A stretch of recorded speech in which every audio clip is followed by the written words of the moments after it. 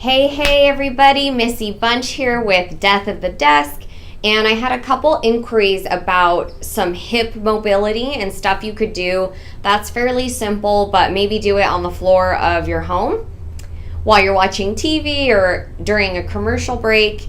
You can pick a few of your favorites out of this whole sequence.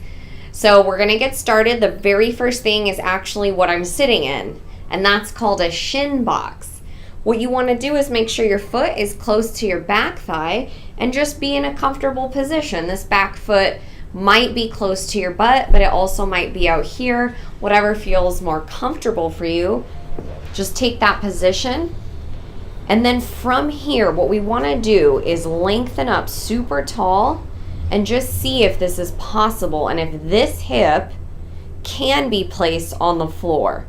If not, that's okay. You'll work your way up there eventually, if it matters to you. Then what you do is you put your hands behind your body, you lift your knees, and then all you do is rotate to the other side. Now, I've already gracefully placed myself in the other shin box. Okay, and we're gonna do 6 of these. Not really doing much, just kind of checking in with your body. Maybe it's early morning, maybe it's before bed. Just kind of see and investigate what you've got going on right this second, because it could change day to day, and it definitely will. Then from here, what I love to do is lengthen up super tall and hinge forward slightly.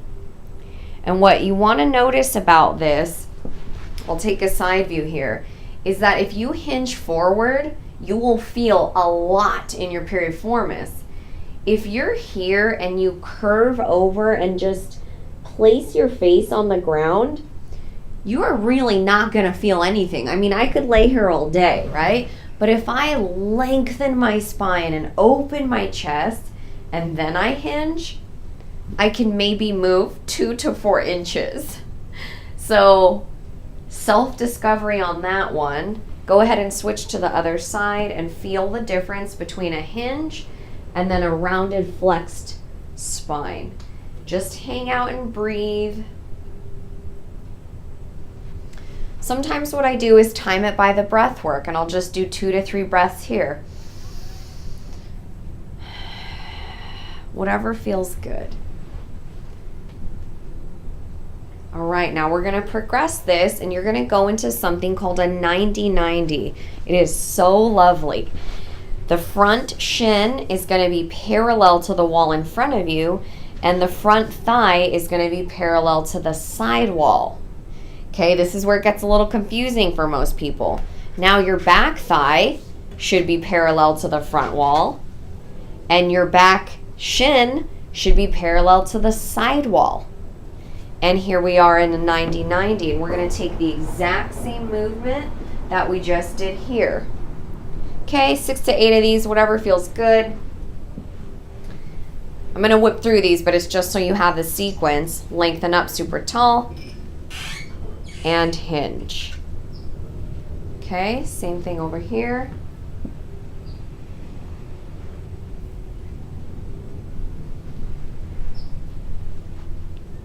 Breathing.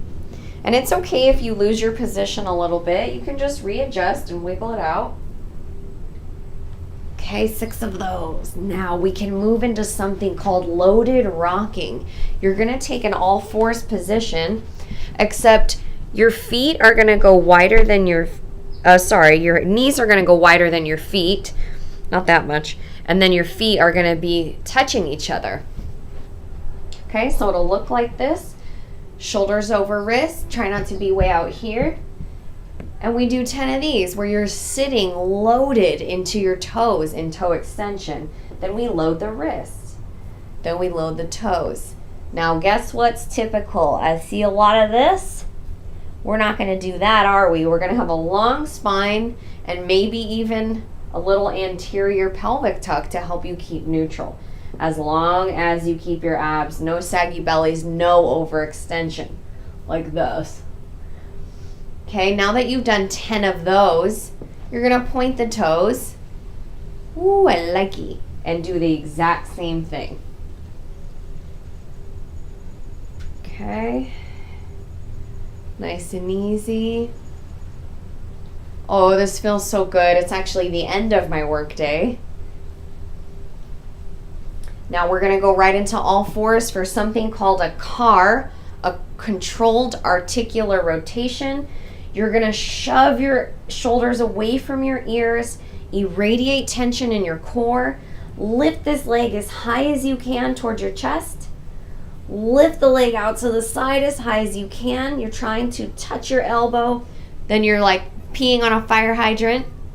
Internally rotate your leg, keep the tension in the hip, and then go all the way through. Reverse it. Keep the tension, keep the tension, keep the tension.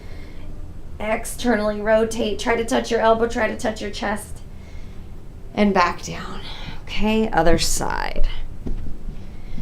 Ideally, I would have you do 3 to 5 of those, and you will probably be sweating by the end of it if you're doing it correctly.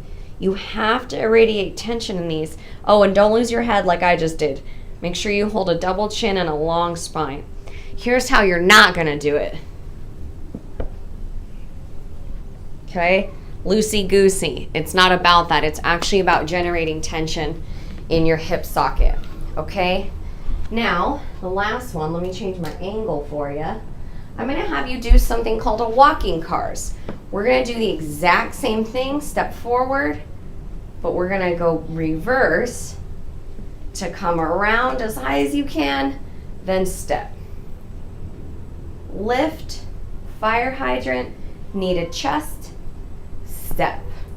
For the reverse, lift, kneaded chest, generate tension, fire hydrant, internal rotation, heel to sky, try not to lose this, back to center, step, lift, out, around, and go. Whoo! This will really light your hips up in a good way. Okay, you guys, that was about 5 minutes, give or take. I know it's not that much. There's a ton of other stuff I could do, but I wanted to at least get you that. And as always, let me know if you have any questions.